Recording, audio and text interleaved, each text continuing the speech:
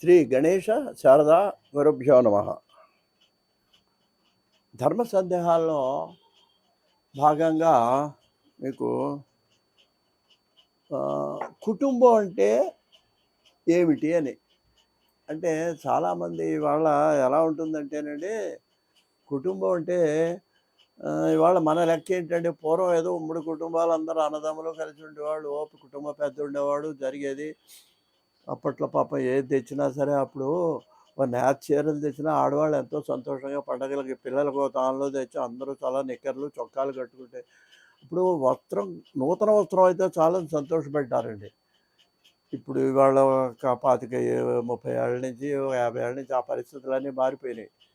కుటుంబం అంటే పెళ్ళైన దగ్గర నుంచి వాడు వేరు కాపురం ఉండేవాడు, భార్యాభర్తలే, మేమిద్దరం మాకిద్దరు, ఇదే కుటుంబం అనేటువంటి ఒక పరిస్థితి మనకు ఏర్పడిందండి.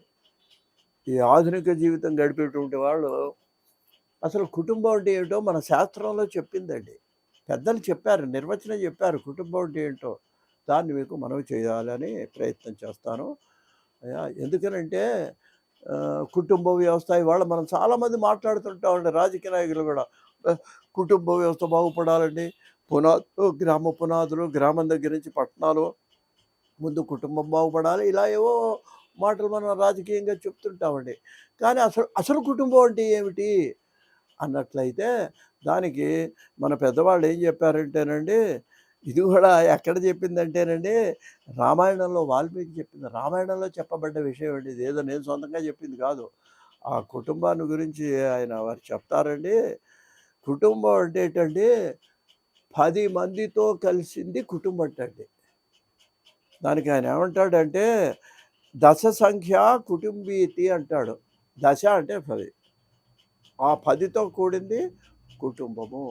అయ్యా ఏమిటి ఆ కుటుంబం అన్నట్లయితే, మాతా పితా స్నుషే పుత్రౌ పుత్రి పత్రి అతిథి స్వయం, వీళ్ళటండి కుటుంబం. ఇదంతా కలిపి ఉంటేనే అది అసలు సరైన కుటుంబం.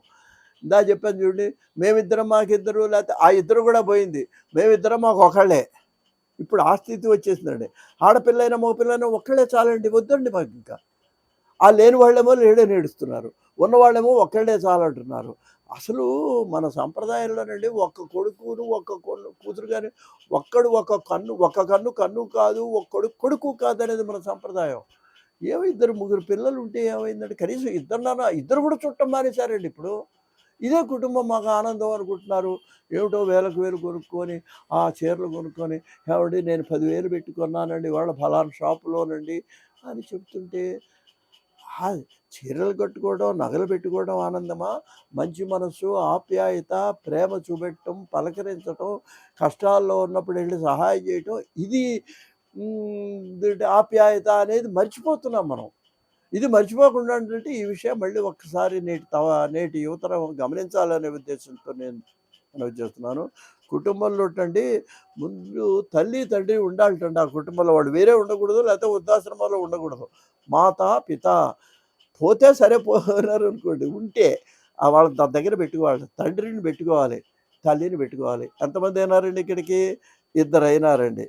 ఇంకా తర్వాత ఇంకా ఎవరన్నమాట, మాతాపిత తర్వాత స్నుషే అంటే కోడళ్ళు.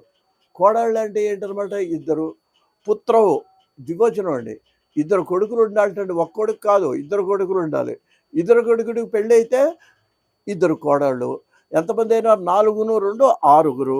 ఏమండి, పుత్రి ఒక కూతురు చాలన్నాడు. కొడుకులు 2 ఉండాలట, కూతురు ఒకళ్ళు చాలట. పత్ని ఇతనికి భార్య. ఏమండి, తర్వాత తను అతిథి. అతిథి అంటే ఏంటనమాట, ఇంటికి వచ్చిన వాడు ఎవడికి కూడా ప్రతిరోజు ఒక భోజనం ఇంత పెట్టాలటండి. మొత్తం వీళ్ళు 10 మంది. ఆ 10 మంది మళ్ళీ ఒకసారి చెబుతాను. తల్లి తండ్రి, 2 కొడుకులు, 2 కూతుళ్ళు, ఏమండి, 2 కొడుకులు, 2 కోడళ్ళు, ఒక కూతురు భార్య, తాను అతిథి. మొత్తం వీళ్ళు 10 మందిని కలిపితే కుటుంబం అంటారు అని వాల్మీకి రామాయణంలో చెప్పడం జరిగింది. కాబట్టి దీన్ని మనం దృష్టిలో పెట్టుకొని ఆ విధంగా మళ్ళీ దీనివల్ల ఎన్నో లాభాలు ఉన్నాయండి. వాళ్ళ పిల్లలతో ఇబ్బంది పడుతున్నారు. ఆఫీస్‌కి వెళ్ళాలంటే వాళ్ళని కూడా భుజాన వేసుకొని వెళ్ళాల్సిన పరిస్థితి. అక్కడెక్కడో చేయాల్సిన పరిస్థితి. ఇవన్నీ ఎందుకు ఏర్పడుతున్నాయంటే ఉమ్మడి కుటుంబాలు లేకపోవటం వల్ల. వాళ్ళ మామలు వాళ్ళు చూసేవాళ్ళు లేరు. మంచి మాటలు చెప్పేవాళ్ళు లేరు పిల్లలకి. నైతికంగా వాళ్ళు ఇవన్నీ పైకి ఒక ఆర్థికంగా ధనం విషయంలో వీళ్ళు ఆలోచిస్తున్నారు కానీ కోపం వస్తే వచ్చిందండి. వాళ్ళ యొక్క ఆల్ రౌండ్ డెవలప్‌మెంట్‌ని వీళ్ళు చూడటం లేదు పిల్లలకి. అది కావాలన్నట్లయితే ఈ రామాయణంలో చెప్పిన ఈ 10 మందితో కుటుంబం ఉండాలి అని మీకు మనవి చేస్తూ స్వస్తి.